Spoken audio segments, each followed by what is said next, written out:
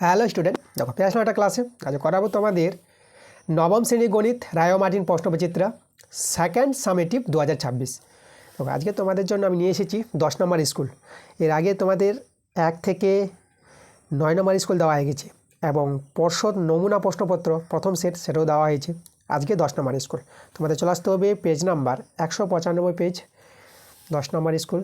চলো আমরা বেশি দেরি করব না, আজকের ক্লাসের যে অঙ্কগুলো আছে আমরা দেখে নেব। আজকের ক্লাসের প্রথম প্রশ্নটা কি বলছে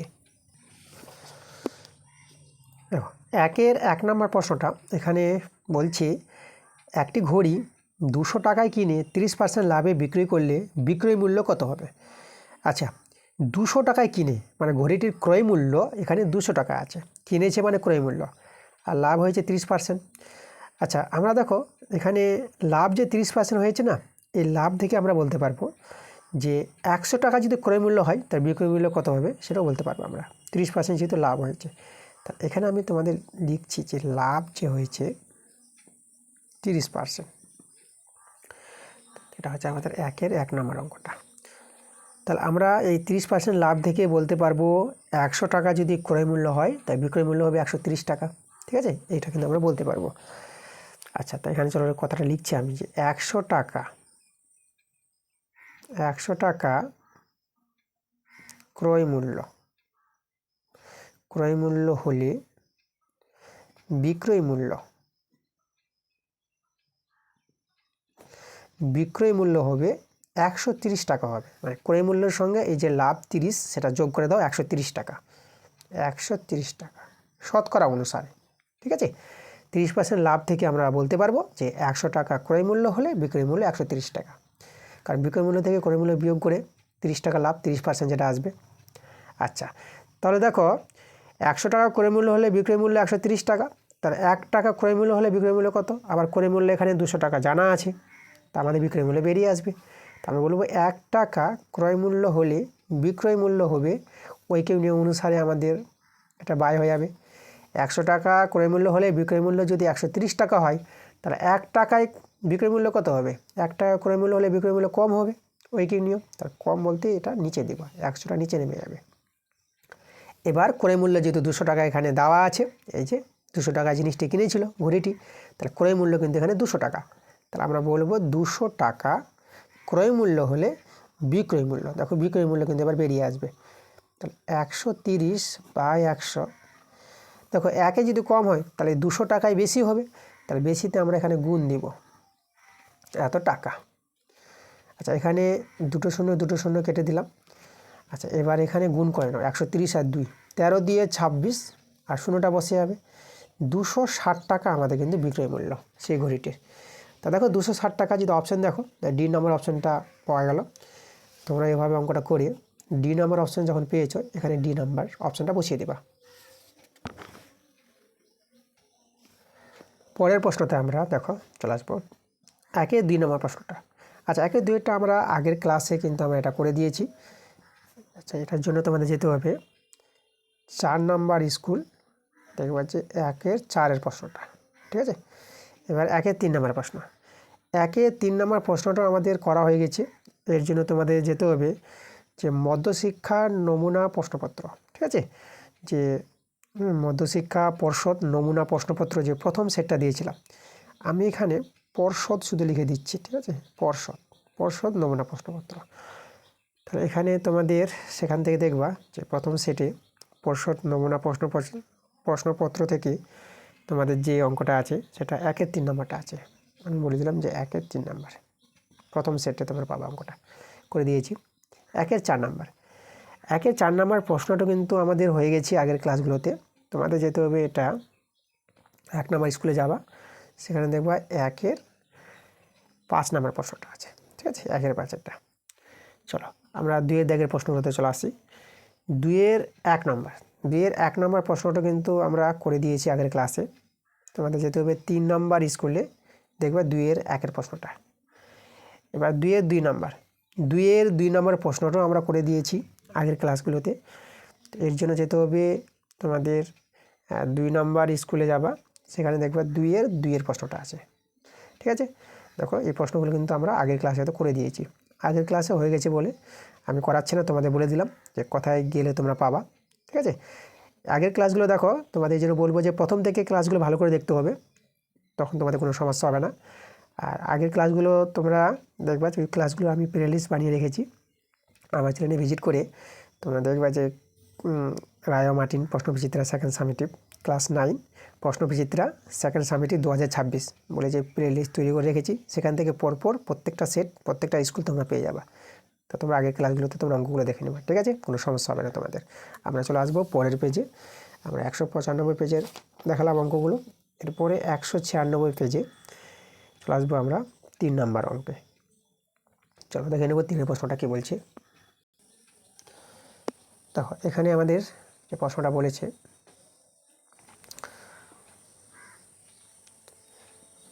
এটা হচ্ছে আমাদের 2 এর 3 নাম্বার। বলছে এক্স অক্ষের বিপরীত দিকে দুটি বিন্দুর স্থানাঙ্ক লেখো যাদের দূরত্ব এক্স অক্ষ থেকে সমান। এক্স অক্ষের দেখো বিপরীত দিকে যেটা বলেছে আমাদের, এই যে ওয়াই অক্ষ এক্স অক্ষ, তাহলে এই যে এক্স অক্ষ আছে না, এর বিপরীত দিকে এমন দুটি বিন্দুর স্থানাঙ্ক লিখতে বলেছে। আমি এখানে একটা বিন্দু নিলাম এবং এখানে একটা বিন্দু নিলাম। তাহলে এদিকে নিলাম আমি এটা দেখো, এদিকে 5, এদিকে নিলাম 3, 5,3 এরকম একটা বিন্দু নিয়ে নিলাম। এবার এখান থেকে একই, ঠিক আছে, এখানে 5, এটা আমরা নিলাম, এটা 5 নিয়ে নেবো, এটা -3 হয়ে যাবে, তাহলে এদিকে নিচের দিকে মাইনাস হয়। তা এইভাবে দেখো দুটি বিন্দুর স্থানাঙ্ক যদি নেওয়া হয়, তাহলে এই দুটি বিন্দু দেখো এক্স অক্ষ থেকে আমাদের দূরত্ব সমান হবে। মানে এইদিকে এখানে যে দেখো এইদিকে কত, এই যে 3 একক, বা এটা 3 একক গুনেছি, আর এখান থেকে এইদিকে যে লক্ষ্য করো এখানে কিন্তু 3 একক আছে, এদিকে 3 একক আছে, এদিকে 3 একক। মাইনাস বলতে শুধু নিচের দিকে নেওয়া হয়েছে বলে এটা মাইনাস দিয়ে দেখানো হয়। মাইনাস বলতে ওয়াইয়ের নিচের দিকে, ঠিক আছে, ঋণাত্মক অক্ষের দিকে। তাহলে এই যে আমাদের দুটি বিন্দু স্থানাঙ্ক, এরা যে কোনো বিন্দু হতে পারে, কোনো ফিক্স নাই। আমরা নিতে পারবো যে একটা বিন্দু 5,3 আর একটা বিন্দু 5,-3। তাহলে এই যে দুটি বিন্দু নিলাম যারা এক্স অক্ষ থেকে দূরত্ব দেখো সমান আছে, এই যে 3 একক দূরত্বে আছে ও 3 একক দূরত্বে আছে, ঠিক আছে। তা তোমরা এইভাবে আনসারটা লিখতে পারবা। তাহলে সেই নির্ণীয় বিন্দুর স্থানাঙ্ক তোমরা লিখে দেবা যে 5,3 এবং 5,-3, এটাই আমাদের অ্যান্সার হবে। ওকে, তাহলে এখানে আমি যে তোমাদের লিখে দেখিয়ে দেবো 5,3 ও আর 5,-3। এটা আমি বললাম যে কোনো বিন্দু হবে, নিজের মতো নিতে পারবা। তা এমনভাবে নিবা যে দেখো এই যে ওয়াইয়ের পার্টটা আছে না, এই যে সংখ্যমানটা সমান হবে, মানে সংখ্যাটা মানে 3 আছে, এই যে -3, মাইনাস তো থাকবেই, সংখ্যাটা যেন সমান হয়, ঠিক আছে। তখনই কিন্তু তোমরা পেয়ে যাবা যে এমন দুটি বিন্দুর স্থানাঙ্ক যারা এক্স অক্ষ থেকে সমান দূরত্বে অবস্থান করছে। আচ্ছা, পরের প্রশ্নতে আমরা চলে আসবো 2 এর 4 নাম্বার। দেখো এখানে বলেছে কোনো বর্গক্ষেত্রের অন্তর্বৃত্ত ও পরিবৃত্তের ব্যাসার্ধের অনুপাত বের করতে বলেছে। আমাদের একটি বর্গক্ষেত্র আছে, তো দেখো আমি এখানে একটি বর্গক্ষেত্র নিলাম, এই যে আমাদের বর্গক্ষেত্র। তাহলে বর্গক্ষেত্রের অন্তর্বৃত্ত বলো, দেখো বর্গক্ষেত্রের ভিতরে একটি বৃত্ত হবে, তাহলে সেই বৃত্তটা আমি আঁকার চেষ্টা করছি।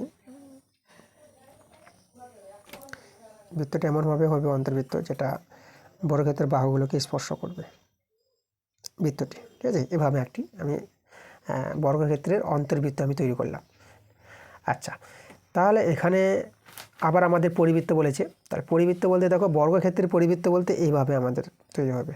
আচ্ছা, এই চিত্রটাকে আমি 2 জায়গায় দেখাচ্ছি, এই বর্গক্ষেত্রটা আমি আবার একে দেখাচ্ছি, 2 জায়গায় করলে একটু সুবিধা হবে তোমাদের বোঝার। সেই বর্গক্ষেত্র, ঠিক আছে, যে বর্গক্ষেত্র নেওয়া হয়েছে, মানে এখানে নাম দিয়ে দিই যে ABCD, যে বর্গক্ষেত্রটা এখানে একই নাম দেব। তা পরিবৃত্ত আমি এখানে দেখাবো। পরিবৃত্ত বলতে দেখো বর্গক্ষেত্রকে ঘিরে যে আমাদের বৃত্ত, তাহলে সেই হবে আমাদের পরিবৃত্ত। তো এইভাবে করে এখানে দেখো বর্গক্ষেত্রের শীর্ষবিন্দুগুলো বৃত্তকে স্পর্শ করবে, এটা হচ্ছে বর্গক্ষেত্রের পরিবৃত্ত।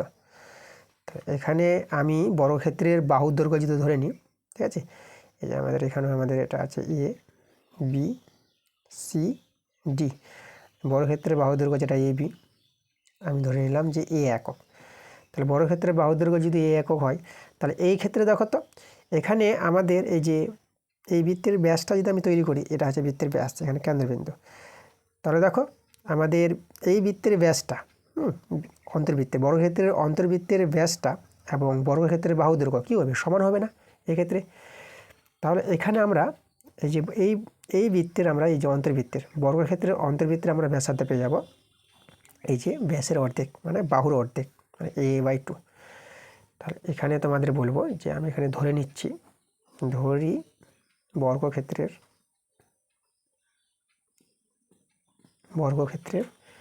বাহুর দৈর্ঘ্য রো হবে, বাহুর দৈর্ঘ্য আমি a একক নিয়ে নিলাম। তাহলে আমরা পেয়ে যাব যে প্রশ্নানুসারে আমরা বলতে পারবো যে অতএব প্রশ্নানুসারে বলে দিলাম যে বর্গক্ষেত্রের অন্তর্বৃত্তের ব্যাসার্ধ আমরা পেয়ে যাব। বর্গক্ষেত্রের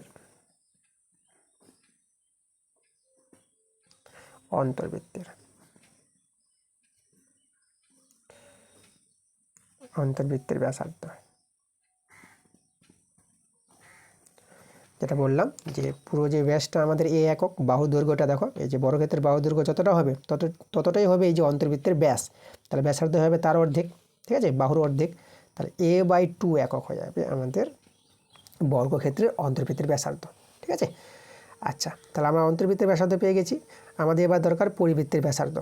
তো এই যে দেখো বর্গক্ষেত্রের যে পরিবৃত্ত আমি তৈরি করেছি, এখানে লক্ষ্য করো আমি যদি এখানে এই যে কর্ণ বরাবর যুক্ত করে দেখো, তাহলে এই বর্গক্ষেত্রের কর্ণটি হবে পরিবৃত্তের ব্যাস, সেই বর্গক্ষেত্রের পরিবৃত্তের ব্যাস হবে, ঠিক আছে। তাহলে আমরা এখানে কি করব, যে বর্গক্ষেত্রের কর্ণের দৈর্ঘ্যটা বের করে নেব। বর্গক্ষেত্রের কর্ণের দৈর্ঘ্য পেয়ে গেলে বর্গক্ষেত্রের পরিবৃত্তের ব্যাস পেয়ে যাব। তা আমরা লিখব অতএব বর্গক্ষেত্রের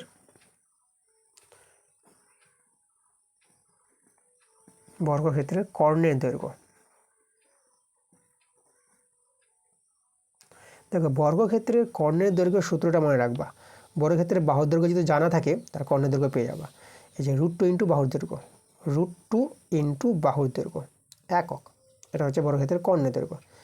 তাহলে বর্গক্ষেত্রের কর্ণের দৈর্ঘ্য যদি পেয়ে যাই তাহলে আমরা বর্গক্ষেত্রের পরিবৃত্তের ব্যাস পাবো, আর ব্যাস পেয়ে গেলে ব্যাসার্ধ পেয়ে যাব, ঠিক আছে। তাহলে আমরা এখন লিখব অতএব বর্গক্ষেত্রের পরিবৃত্তের একবারে আমরা ব্যাসার্ধ চলে আসবো। ব্যাসার্ধ আমরা পেয়ে যাব এই যে কর্ণের দৈর্ঘ্যের অর্ধেক, এই যে কর্ণের দৈর্ঘ্য আছে তার অর্ধেক হবে, এটা হবে আমাদের বর্গক্ষেত্রের পরিবৃত্তির ব্যাসার্ধ, এত একক হয়ে যাবে, ঠিক আছে। এটা কিন্তু আমাদের প্রশ্নানুসারে, তোমরা এখানে পাশে বলতে পারো যে প্রশ্নানুসারে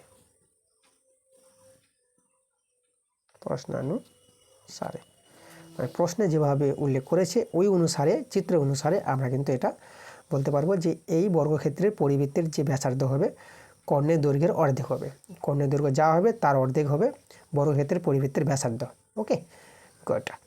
তাহলে আমরা দেখো বর্গক্ষেত্রের অন্তর্বৃত্তের ব্যাসার্ধ বের করলাম, বর্গক্ষেত্রের পরিবৃত্তের ব্যাসার্ধ বের করে নিয়েছি।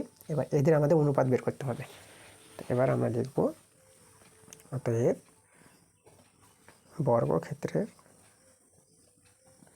বর্গক্ষেত্রের অন্তর্বৃত্ত ও পরিবৃত্তের ব্যাসার্ধের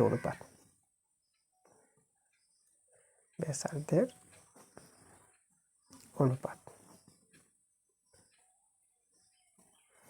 তাহলে অন্তর্বৃত্তের ব্যাসার্ধ আমরা যেটা a/2 পেয়েছি, a/2 = আর পরিবৃত্তের ব্যাসার্ধ যেটা পেয়েছি আমরা √2 ইন্টু a/2, এই অনুপাতটা করলে আমাদের অ্যান্সার দাঁড়াবে। তাহলে এখানে দেখো আমরা এই যে 2 ভ্যানিশ করতে পারবো, এখানে a আর এও ভ্যানিশ করতে পারবা, তাহলে আমাদের চলে আসবে অ্যান্সারটা 1:√2 চলে আসবে, ঠিক আছে। তা দেখো আমরা পেয়ে গেছি 2-4 নম্বরের অ্যান্সার 1:√2। পরের প্রশ্নতে আমরা চলে আসবো 2-5 নাম্বার। দেখো এখানে আমাদের বলেছে যে 70 থেকে 105 এই যে শ্রেণীটি আছে, এই শ্রেণীটির পরিসংখ্যা 7 হলে শ্রেণীটির পরিসংখ্যা ঘনত্ব বের করতে বলেছে। পরিসংখ্যা ঘনত্ব কীভাবে বের করি আমরা? পরিসংখ্যা ঘনত্ব বের করি যে পরিসংখ্যাকে আমরা শ্রেণী দৈর্ঘ্য দিয়ে ভাগ করে দেব। তাহলে শ্রেণী দৈর্ঘ্য কিন্তু বের করতে হবে। শ্রেণী দৈর্ঘ্য দেখো, শ্রেণী দৈর্ঘ্য আমরা পাবো উচ্চ থেকে নিম্ন বিয়োগ করলে আমরা শ্রেণী দৈর্ঘ্য পেয়ে যাব। তাহলে এখানে আমি একটু শ্রেণী দৈর্ঘ্যটা বের করি, শ্রেণী দৈর্ঘ্য সমান সমান উচ্চ থেকে মানে 105 থেকে এই যে 70 বিয়োগ 105 আছে না, সেখান থেকে 70 বিয়োগ করবা, তখনই তোমরা শ্রেণী দৈর্ঘ্য পাবা। এটা 5 নামবে, আর এখানে 7 বদলে 10, এটা 3 নামবে। তার শ্রেণী দৈর্ঘ্য আমরা পেয়ে যাবো কত? 35। ঠিক আছে, তা আমরা শ্রেণী দৈর্ঘ্য বের করে নিয়েছি, পরিসংখ্যা তো আমাদের জানা আছে, তাহলে শ্রেণীটির পরিসংখ্যা ঘনত্ব পেয়ে যাবো। তাহলে আমরা পেয়ে যাব শ্রেণীটির পরিসংখ্যা ঘনত্ব,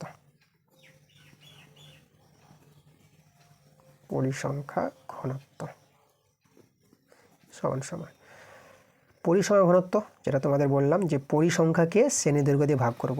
পরিসংখ্যা 7 আছে, তাকে ভাগ করো শ্রেণী দৈর্ঘ্য দিয়ে, মানে 35 দিয়ে। এবার এটা সরল করে নিই আমরা, 7 × 7, 7 × 5 = 35। তা আমরা পেয়ে যাবো 1/5। আচ্ছা, এখানে ভাগ করে নিতে পারো বা এইভাবে অ্যান্সারটা রাখতে পারো। ঠিক আছে, 1/5 রাখো বা ভাগ করে নাও। আমি যদি ভাগ করে নিই, তা দেখো দশমিক নিয়ে, যে আমি এখানে দশমিক একটা শূন্য নিয়ে নিলাম, তা দশমিক নিয়ে একটা শূন্য, আর 5 দিয়ে 10, 0.2। তাহলে আমরা পেয়ে গেলাম শ্রেণীটির পরিসংখ্যা ঘনত্ব 0.2 পেয়ে গেলাম। এটা কিন্তু আমাদের অ্যান্সার। ওকে, চলো পরে আমরা দেখে নেব বড় প্রশ্নগুলো। আচ্ছা, বড় প্রশ্নগুলো কিন্তু আমরা বইয়ের বাইরে প্রশ্নগুলো করাবো। ঠিক আছে, বইয়ের বাইরে প্রশ্ন, এই প্রশ্নগুলো সব বই থেকে পেয়ে যাবা। 3 দাগের, 4 দাগের, 5 দাগের সব বই থেকে আছে। আমরা শুধুমাত্র 6 দাগে যে জ্যামিতিক প্রয়োগ আছে এই প্রশ্নগুলো করাবো। বই থেকে থাকলেও করাবো, আর বইয়ের বাইরে থাকলে তো আমরা করাবোই। চলো আমরা দেখে নেব 6 দাগের 1 নম্বর যে প্রশ্নটা। দেখো কী বলছে এখানে। এখানে প্রমাণ করতে বলেছে চতুর্ভুজের বাহুগুলির মধ্যবিন্দুগুলি পরপর যুক্ত করলে একটি সামন্ত্রিক হবে। দেখো এই জ্যামিতিক প্রয়োগটা আমাদের করে দেখাতে হবে প্রমাণটা। তো চতুর্ভুজ বলেছে এখানে, সেই চতুর্ভুজের বাহুগুলির মধ্যবিন্দু যদি পরপর যুক্ত করা হয়, সেই চতুর্ভুজটা একটা সামন্ত্রিক হবে, এটা প্রমাণ করে দেখাতে হবে।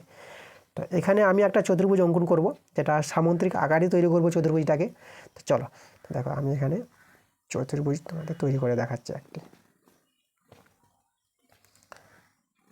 এই যে আমি একটি চতুর্ভুজ নিয়ে নিলাম। ঠিক আছে,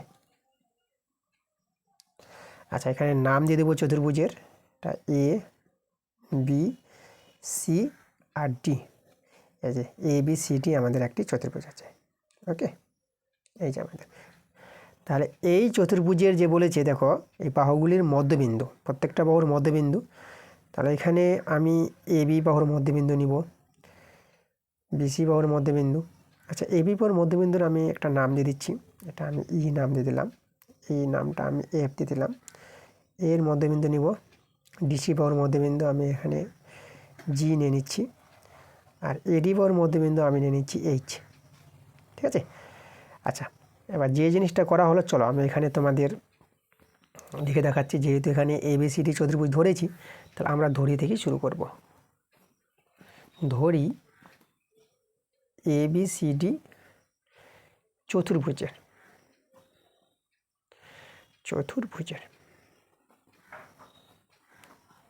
চতুর্ভুজের দেখো এই যে এ বি কমা, প্রত্যেকটি বাহুর মধ্যবিন্দু দেখাবো আমরা, A B, BC comma CD ও এডি।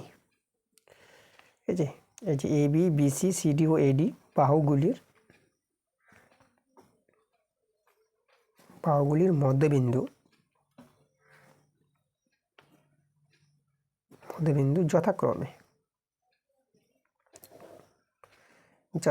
যথাক্রমে বলতে পরপর, মানে এ বি বাহুর মধ্যবিন্দু আমরা এখানে নিব ই, বিসি বাহুর মধ্যবিন্দু নিয়েছি এফ কমা, আর সিডি বাহুর মধ্যবিন্দু নিয়েছি আমরা জি ও, আর এডি বাহুর মধ্যবিন্দু নিয়েছি আমরা এইচ।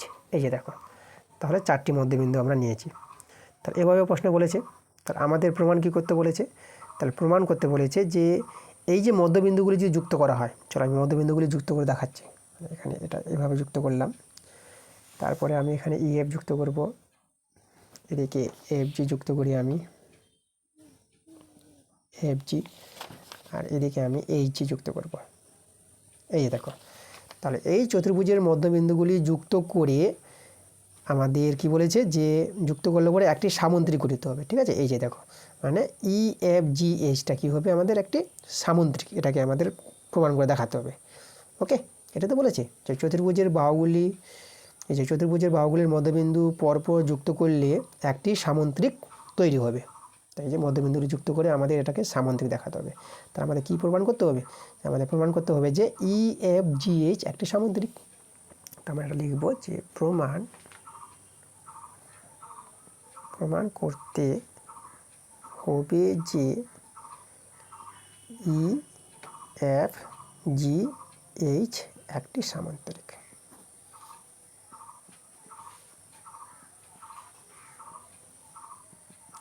এটা কিন্তু আমাদের প্রমাণ করতে হবে।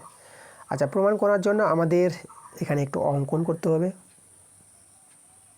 তাহলে আমি একে অঙ্কন বলে হেডিং করে দেবো।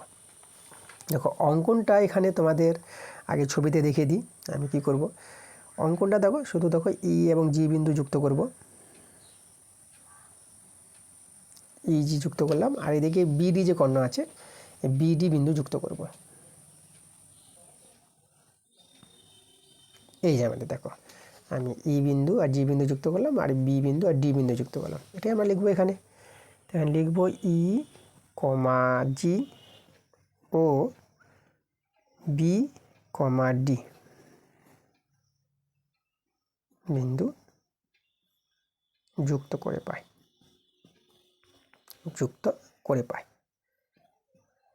বা যুক্ত করলাম, যাই হোক, যেটা তোমরা দেখতে পারো, কোনো অসুবিধা নাই। তা এই ছিল আমাদের অঙ্কনটা। এবার আমরা কিন্তু প্রমাণে চলে আসবো। প্রমাণটা হচ্ছে আমাদের ইম্পর্টেন্ট। দেখো, প্রমাণটা লক্ষ্য করো। এখানে আমরা প্রথমে ত্রিভুজ নিয়ে নেব। দেখো, ABD, এখানে একটা ত্রিভুজ দেখতে পাচ্ছি। তাহলে ABD ত্রিভুজের তোমরা লক্ষ্য করো, এই যে AB বাহু আর AD বাহুর এদের মধ্যবিন্দুগুলো দেখো, AB বাহুর মধ্যবিন্দু E আর AD বাহুর মধ্যবিন্দু H। তাহলে কোনো একটি ত্রিভুজে দুটি বাহুর মধ্যবিন্দুর সংযোজ্য সরলরেখাংশ, মানে এই যে EHটা তৃতীয় বাহুর কী হবে? তৃতীয় বাহুর সঙ্গে সমান্তরাল হয় আর অর্ধেক হয়, তাই তো? এটা একদম মধ্যবিন্দু সংক্রান্ত উপপাদ্য, যেটা উপপাদ্য 20-তে আছে, ঠিক আছে? তাহলে আমরা সেই অনুযায়ী আমি করতে পারবো এটা। তাহলে আমরা সেই জিনিসটি করব। আমরা এখানে নিয়ে নেব ত্রিভুজ ABD। তাহলে চলো আমরা লিখছি, দেখো যে ত্রিভুজ ABD এর AB ও AD, ঠিক আছে? এই যে AB আর AD, AB ও AD বাহুর মধ্যবিন্দু,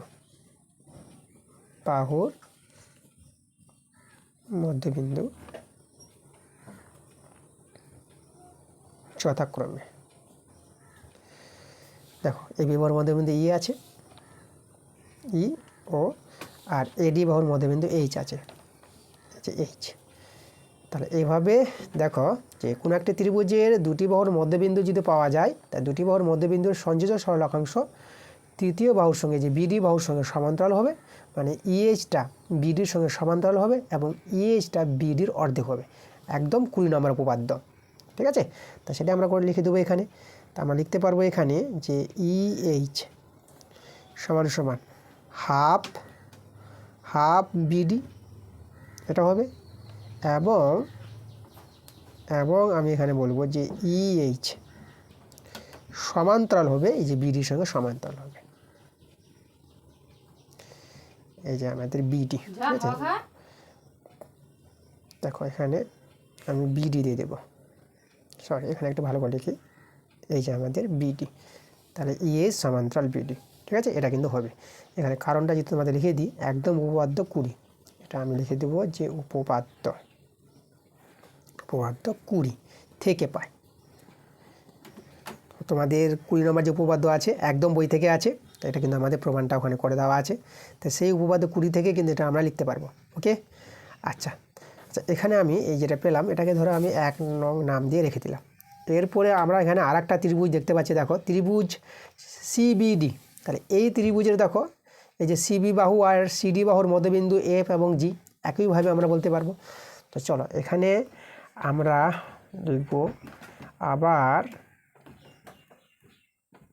আবার ত্রিভুজ CBD।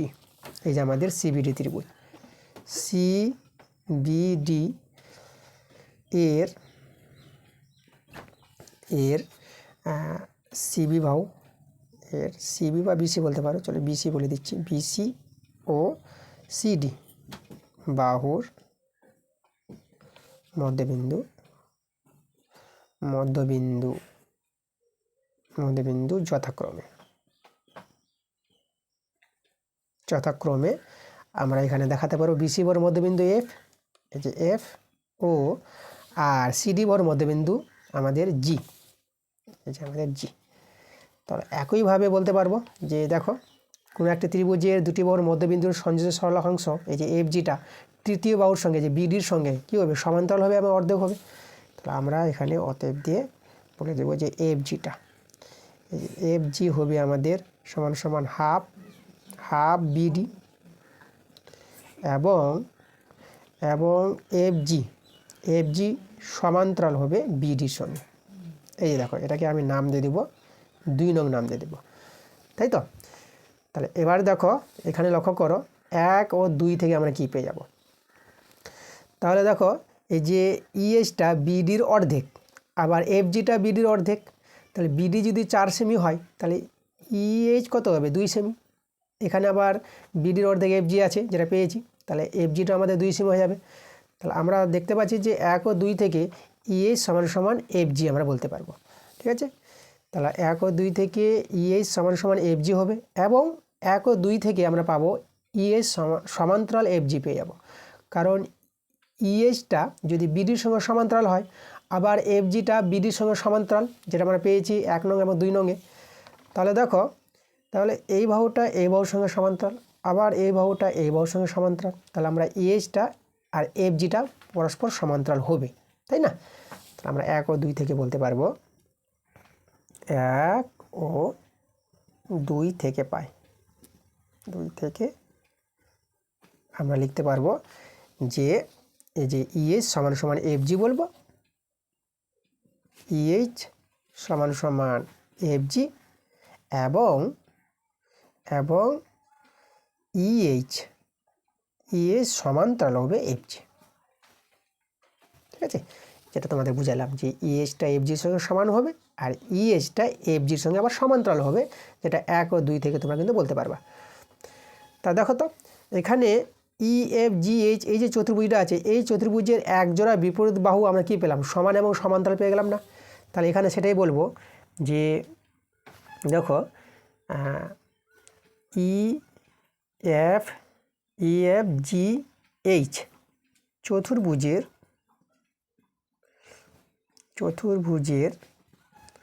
এই চতুর্ভুজের আমরা দেখো কি পেয়ে গেলাম, এই পেলাম এক জোড়া বিপরীত বাহু সমান, মানে ইএইচ সমান সমান এফজি এবং ইএইচ সমান্তরাল এফজি, তাই তো। তা কোনো একটি চতুর্ভুজের এক জোড়া বাহু দেখো এক জোড়া বিপরীত বাহু সমান এবং সমান্তরাল আমরা পেয়ে গেলাম, এটা আমাদের জি আছে, ঠিক আছে। সমান্তরাল যদি পাওয়া যায় এইভাবে, তাহলে আমরা এই চতুর্ভুজটাকে আমরা সামান্তরিক বলতে পারবো। তাহলে অতএব ইএফজিএইচ একটি সামান্তরিক। দেখো আমাদের প্রমাণটা হয়ে গেল। আমাদের যে প্রমাণটা করতে বলেছিল যে কোনো একটি চতুর্ভুজের 4টি বাহুর মধ্যবিন্দু যুক্ত করলে সেটি একটি সামান্তরিক গঠিত হবে, যেটা আমরা পেয়ে গেছি। দেখো সামান্তরিক গঠিত হয়েছে, তাহলে আমাদের প্রমাণ আমরা লিখে দেবো এখানে প্রুভড, PR ও VED প্রুভড। তাহলে হয়ে গেছে আমাদের 6-এর 1 নম্বর জ্যামিতিক প্রয়োগ প্রমাণ করে দিয়েছি। এরপরে আমরা 6-এর 2 নম্বরে চলে আসবো। চলো এবার 6-এর 2 নম্বর জ্যামিতিক প্রয়োগটা দেখো। আচ্ছা এই যে জ্যামিতিক প্রয়োগটা এটা কিন্তু বই থেকে আছে, আমি এই জ্যামিতিক প্রয়োগটা তোমাদের বই থেকে দেখিয়ে সেখানে থেকেই আমি বুঝিয়ে দেবো। বই থেকে বলতে তোমাদের পেজ নাম্বার চলে আসতে হবে 188 পেজে। তোমরা দেখো যে এই যে প্রয়োগ 9, ঠিক আছে, এই যে প্রয়োগ 9 নম্বর যে জ্যামিতিক প্রয়োগটা আছে এটাই আছে একদম।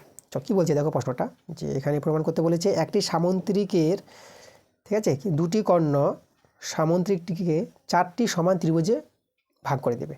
মানে এখানে যে ABCD সামান্তরিকটা আছে না, সামান্তরিকের দুটি কর্ণ এই যে BD কর্ণ আর AC কর্ণ, এই দুটি কর্ণ সেই সামান্তরিকটিকে 4টি সমান ত্রিভুজে বিভক্ত করবে, সেটা কিন্তু প্রমাণ করতে বলেছে, তাই না। তো দেখো এই যে এখানে লিখেছে প্রদত্ত ABCD একটি আমাদের সামান্তরিক। আচ্ছা এখানে আমরা দেখো ধরে দিয়ে লিখবো, যেহেতু আমাদের সামান্তরিক তো এখানে নাম তো দেওয়া ছিল না প্রশ্নে, তা ABCD সামান্তরিক নিয়েছি, তাই ধরে দিয়ে লিখবে তোমরা যেভাবে আমি করাই, যে ধরি ABCD একটি সামান্তরিক যার AC ও BD দুটি কর্ণ যারা পরস্পর ও বিন্দুতে ছেদ করেছে। তার প্রমাণ কী করতে হবে? প্রমাণ করতে হবে এই যে 4টি ত্রিভুজ দেখতে পাচ্ছ, এই 4টি ত্রিভুজের ক্ষেত্রফল সমান, দেখো সমান সমান লিখেছে, একদম প্রমাণে চলে এসেছে, এখানে অঙ্কন নাই। প্রমাণটা দেখো কী আছে, ABCD সামুদ্রিকের যে আকারের ক্ষেত্রে দেখো AC ও BD কর্ণ দুটি পরস্পর ও বিন্দুতে ছেদ করেছে, মানে এই যে ABCD সামুদ্রিকটা আছে না, এই সামুদ্রিকের দুটি কর্ণ ও বিন্দুতে ছেদ করে। তাহলে আমরা কি জানি সামুদ্রিকের ধর্ম, সামুদ্রিকের কর্ণদ্বয় পরস্পর সমকোণে সমদ্বিখণ্ডিত করে, শুধু সমদ্বিখণ্ডিত করবে সামুদ্রিকের কর্ণ দুটি সমদ্বিখণ্ডিত করে, সেই সমদ্বিখণ্ডিত করে বলে দেখো এখানে যে এখানে আমাদের হবে AO সমান সমান OC, এই যে AO সমান সমান OC, আর এদিকে BO সমান সমান OD। দেখো এটা আমরা এখানে ধর্ম অনুসারে লিখতে পারবো সামুদ্রিকের। তাহলে এবার দেখো আমাদের এখানে ত্রিভুজ ABC নিয়েছে, ABC ত্রিভুজটা নিয়েছে, তাহলে ABC ত্রিভুজের তা লক্ষ্য করো তো এই যে AC বাহুর মধ্যবিন্দু ও হবে না, মানে AC বাহুর AC কর্ণের ও বিন্দুটা মধ্যবিন্দু, তাহলে ABC ত্রিভুজের এই যে BOটা কী হবে? একটা মধ্যমা হবে। মধ্যমা কি জানি আমরা, কোনো একটি বাহুর মধ্যবিন্দুতে সেই শীর্ষবিন্দুর, ঠিক আছে, সেই বাহুর বিপরীত শীর্ষবিন্দুর সঙ্গে এই যে আমাদের সংযুক্ত যে বাহুটা BO বাহুটাকে মধ্যমা বলা হয়, তা BO মধ্যমা হবে, যেহেতু AC বাহুর মধ্যবিন্দু ও আছে। তাহলে ABC ত্রিভুজের BO একটি মধ্যমা, তাহলে মধ্যমা কী করে? মধ্যমা সেই ত্রিভুজ থেকে সমান দুটি ত্রিভুজে ভাগ করে দেবে। তাহলে এই যে আমাদের BO মধ্যমা, তার জন্য আমাদের এই যে AOB ত্রিভুজটা আর এদিকে BOC ত্রিভুজটা কি সমান হয়ে যাবে মধ্যমা ধর্ম অনুসারে। দেখো এটা 1 নম্বর নাম দিল। একইভাবে আমরা এদিকে যদি বলি এই যে BCD ত্রিভুজ, তাহলে BCD ত্রিভুজের COটা মধ্যমা, কারণ ও বিন্দুটা BD বাহুর মধ্যবিন্দু, তাহলে এখানে একইভাবে এই দুটো ত্রিভুজ সমান হবে, যেটা দিয়েছে 2 নঙে। আবার একইভাবে আমরা ত্রিভুজ ACD যদি নিই, তাহলে এই ত্রিভুজের DO মধ্যমা, কারণ ওটা হচ্ছে AC বাহুর মধ্যবিন্দু, তাহলে আবার এই দুটো ত্রিভুজ সমান হবে, যেটা দেখো এই যে 3 নঙে দেখানো হয়েছে। তাহলে এখন দেখো এর সঙ্গে এর সমান, এটা 2 সেমি হলে 2 সেমি, এই 2 সেমি হলে 2 সেমি, এই 2 সেমি হলে সেমি বলছি, যেহেতু আমাদের ক্ষেত্রফল দাঁড়াবে এগুলো, তাহলে বর্গ সেমি ধরো 2 বর্গ সেমি, 2 বর্গ সেমি, এবার 2 বর্গ সেমি হবে 2 বর্গ সেমি। তা দেখো তো প্রত্যেকটা ত্রিভুজ 2 বর্গ সেমি যদি হয়ে যায় সমান, তাহলে কি এই 4টি ত্রিভুজের ক্ষেত্রফল সমান। তাহলে 1 2 3 থেকে আমরা বলে দিতে পারবো যে 4টি ত্রিভুজের ক্ষেত্রফল সমান। দেখো একদম খুব সহজভাবে প্রমাণটা এখানে করানো আছে, তোমাদের আমি এখানে বুঝিয়ে দিলাম, তো এইভাবে তোমরা প্রমাণটা করে নিবা। ওকে, তারপরে যে প্রশ্নগুলো আছে সব বই থেকে আছে, ঠিক আছে। বইয়ের বাইরের প্রশ্নগুলো যদি থাকে তাহলে আমি তোমাদের করিয়ে দিতাম, এগুলো কিন্তু বইয়ের বাইরের প্রশ্ন না, সব বই থেকে আছে, ঠিক আছে। তোমরা দেখেছো প্রত্যেকটা স্কুল থেকে যেগুলো বইয়ের বাইরের প্রশ্ন, সেই প্রশ্নগুলো কিন্তু আমি করিয়ে দিচ্ছি। শুধুমাত্র 6-এর দাগে জ্যামিতি প্রয়োগগুলো করাই, বই থেকে থাকলেও করাই এবং বইয়ের বাইরে থাকলেও করাই। এবং বই থেকে যে প্রশ্নগুলো আছে এই প্রশ্নগুলো এই না যে তোমরা এই অঙ্কগুলো পাবা না, নিশ্চয়ই পাবা। এই অঙ্কগুলো তোমরা যদি ক্লাস দেখতে চাও, অঙ্কগুলো বুঝতে চাও, তাহলে তোমাদের যেতে হবে আমার চ্যানেলে ভিজিট করবা, তোমরা প্লে লিস্টে চলে যাবা, সেখানে ক্লাস 9 ম্যাথ বলে প্লে লিস্ট তৈরি করা আছে, সেখান থেকে কিন্তু এই বইয়ের অঙ্কগুলো তোমরা দেখতে পাবা। প্রত্যেকটা অধ্যায় চ্যাপ্টার এবং কোষে থেকে ধরে ধরে অঙ্কগুলো করে দিয়েছি একদম, সেই ক্লাসগুলো দেখো, সেই বইয়ের অঙ্কগুলো তোমাদের পেয়ে যাবা, কোনো সমস্যা হবে না, ঠিক আছে। তো এই ছিল আমাদের আজকের ক্লাস 10 নম্বর স্কুল। দেখো সম্পূর্ণ পাঠ তোমাদের করে দিয়েছি। আজকের ক্লাসটা ভালো লাগলে অবশ্যই তোমাদের ভিডিওতে লাইক করতে হবে এবং ভিডিওটা বন্ধুদের কাছে শেয়ার করতে হবে, ঠিক আছে। তোমরা সবাই ভালো থেকো।